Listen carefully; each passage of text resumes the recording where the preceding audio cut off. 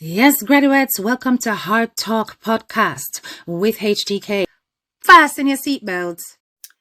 Hey, users and subscribers, welcome back to another episode of Hard Talk with HTK. Listen, I came across this story and it really touched my heart, and I had to come and discuss it with you. Now imagine you as a parent, as a single mother, do everything in your power to get your child to come and live with you from Jamaica in America. You sacrifice everything to get that child filed for to come to America to live.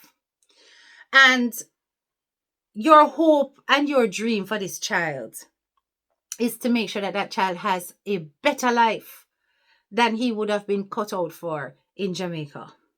You want to make sure that your child is not a statistic, especially if you have a son. Now, this young man got a job at Burlington. And we're talking about December 2025 here. He got a job in Burlington and was only on the job for a few days, not even long. You understand? Before he started to siphon funds from the till. So he was on the cashier still, that was his job. And the young man decided to take money from the till. Now, it is such a sad situation. He was only 18 years old at the time. And this young man claims that he was taking the money to pay for medical, because he was getting, I don't know if it's physiotherapy or something to do with a sports injury. So he wanted money to help towards those bills. So say that money that he was looking for was really to help out his mother. He was talking about bills that he had to pay. He was talking about the fact that he wanted to buy clothes, medical bills, expenses. And him said that even the clothes when him buy people are just $10 worth of clothes. He was taking money from the till and putting that money to the side. I want you to take a look at what he was caught doing.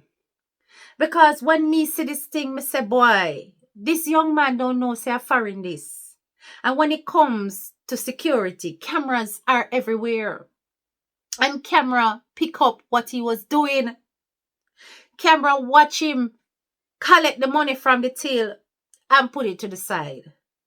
Now you tell me, how could he not know this was going to be the result? Take a look. On December 5th, 2025, deputies responded to the Burlington coat factory regarding an internal theft investigation after the store's asset protection manager discovered an employee on surveillance footage conducting fraudulent cashier transactions, resulting in a total loss of approximately $3,002.07. How long have you worked here? A couple weeks, few months, like a month, couple weeks, a month. About a month. Okay. And what's your job title here? A cashier. Cashier. Okay. So, all right. We're still doing our investigation, but it's been brought to my attention that there's been reported theft, loss of cash within the cash registers. Would you mind sharing your side of what's going on with that? So basically, like probably like a few months or a couple weeks, I found out I got the job, but around the time I got the job, I just broke my back in a football practice. So the police catch him.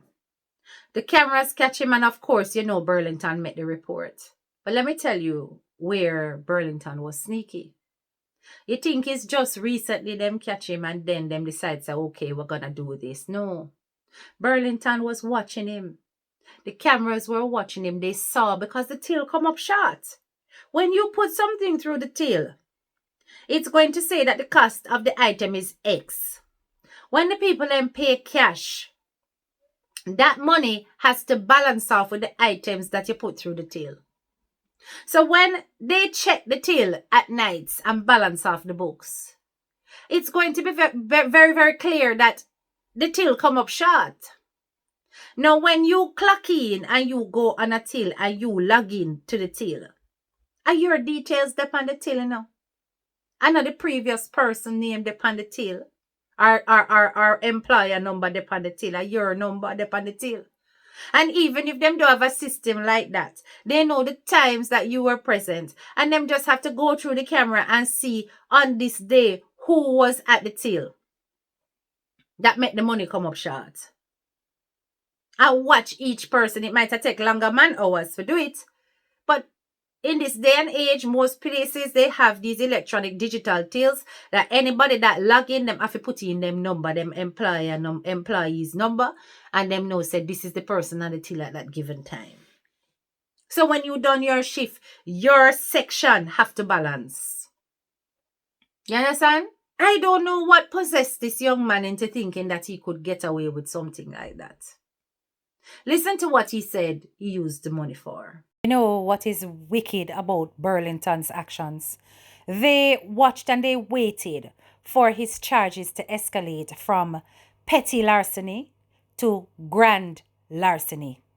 In other words, they waited until it was over the $1,000 mark, knowing that he could incur either $5,000 in charges or prison sentence. We're talking about 5 years or up. They did it in a way that would completely damage his life. Damage it permanently. Look at the difference in the consequences. No, it is so embarrassing. So embarrassing. And the thing is that no, you are 18. You're no longer a child. You're no longer a child. You're going to be treated like an adult. And the funny thing is that he was saying that a part of that money was for his fees. His school fees. Only to find out the ultimate thing. Only to find out that that money that he was stealing, that he's saying that he's putting some into his fees, he's paying for medical bills. He never need to do all of that. You know why he never need to do all of that? Because he got a scholarship. And the scholarship was fully funded. The young man never had to pay for any fees with the scholarship he got from football. You see, when you are told that you must be patient and what is for you is for you, and the devil come and tempt you into thinking that let us speed up this process by doing something that land you in this situation here. And now this young man no have nothing to look forward to. Look at his reaction when the officers tell him what the deal is. Look at his reaction when the officers make the young man know. Say, unfortunately, this is no longer a petty crime because of the amount of money that you took from the tail. Take a look. So here's the thing. My name cannot go in the books. I'm only 18, so please. I just got the news yesterday. Please. I know. I hear all that, and I recorded all that before, but I can't go in though. You can do something, please, sir. And just so you I can't go know, in. just because they're filing a report with us today does not mean that everybody's going to court to testify against you or anything like that. It's like us, like them. Sometimes there's mandatory reporters that have to. It's not the problem is not court, sir. I just can't go in. I can't. Right, It's not like court is not a part. I just can't go into jail. I can't. I hear you, man, but it's above that threshold. Sir, please, if you can do anything, There's nothing that they can say to change that. I can't go to jail. Please. Anything. Please. So what? I'll ask this one more time. What I can do as a courtesy, we can just walk out there together. I won't do the handcuffs or anything. I'll trust that you're not going to try anything, right? Sir, please. But the other option is we'll put you in handcuffs. The way I can't even look upon the thing. I cannot even look upon it. Because the thing just, it just moves something in my heart. Because this could be any of our children. This could be my son. You understand? He only a couple of years younger than my son. Right? And sometimes these kids, they make stupid, foolish decisions. And a strong part of me tell me that him was trying to help out his mother. He's a single mother household, and the boy did try to relieve some stress from his mother. And him that do anything to make sure say him can go and pursue his dreams. And football was essential for that. The medical care was about his sports injury. He wanted to make sure that gets sorted because nothing not gonna stop him from playing the ball in order to get where he need to get to. And now he ends up with a football scholarship. And because one of the criteria of a football scholarship is that you have to have a clean record, the young man has lost everything. Everything gone. The young man has lost everything. Scholarship gone, so him can't go. And now he faces court charges. He's going to end up in court and probably going to end up with a sentence. I doubt it. Because people, this is his first criminal offense. And I'm hoping that the judge has mercy on him and that it ends up with something like community or, a fine or whatever. Or even to pay back the money bit by bit. But they waited until it was no longer a petty theft crime. They saw that the till was short. And instead of giving him the opportunity to just simply get fired and pay back the little, they waited until it was such a big amount that them could have sink him as an adult.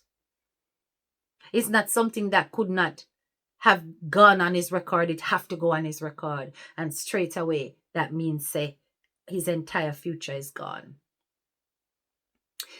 This could happen to any of our children. Because as much as you may instill in them values not to do certain things, children will get influenced by either the things they see or what they think they're capable of getting away with. Them own conscience, them own temptations get the better of them. And they make foolish decisions that cause not only embarrassment to you as the parents, but destroys their future. We have to pray over our children. We have to pray over them every day. Because look, now his face is plastered. It is everywhere. We know this. But he's not a minor. He's an adult and he has to face accountability. He has to face accountability. But you can hear the pain in his voice when he thought that his mother was going to find out about it. Listen. Hey, please, you gotta see her face. I can't. I have to see my mom's face when the news came. I can't. I just can't. I hate it. I'm sorry.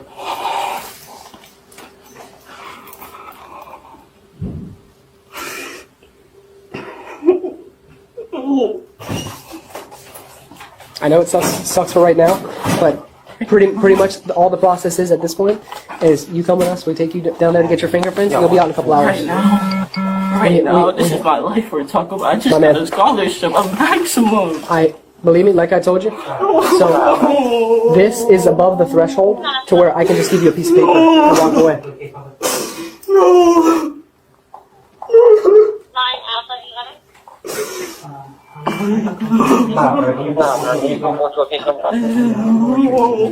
Are you understanding what I'm trying to explain to you?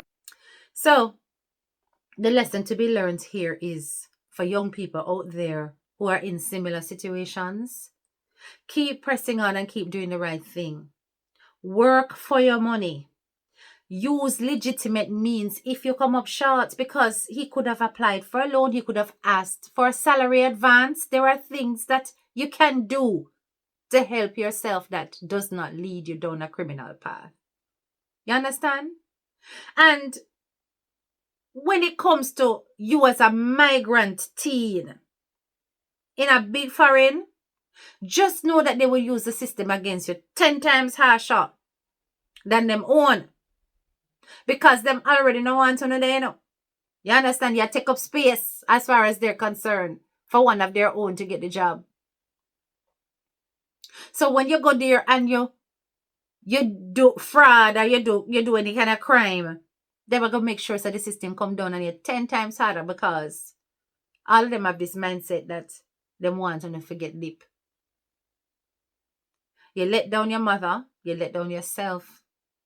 And worse than even all of that is that you have really affected your future and how you are able to go forward successfully. You literally had everything going for you. And God was already opening doors that you couldn't see. Sometimes we have to tell our kids, be patient. Don't rush and want everything that the world has to offer too quickly. Your time will come. Your time will come. All he had to do was wait until he got paid. Wait until he got paid. Build up the tips, build up the money. That lack of patience led to silly decisions. And also, us as parents, we have to question whenever we see our kids spending, and we don't know where that money coming from. A lot of parents I know turn a blind eye to it. Them see them picnic coming in the Air Force, and them not ask, how you get that? All of a sudden, them phone upgrade. You don't ask how you get that. Many times our children are being recruited by gangs right under our eyes. And because it's convenient and it takes financial pressure and burden off of us, we turn a blind eye to it until police come knocking at your door.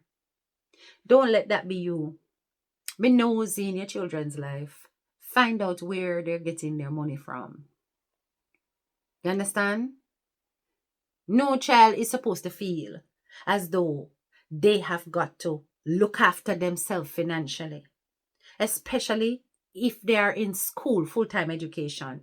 Yes, they must get like a job and they must help themselves where they can as they get older.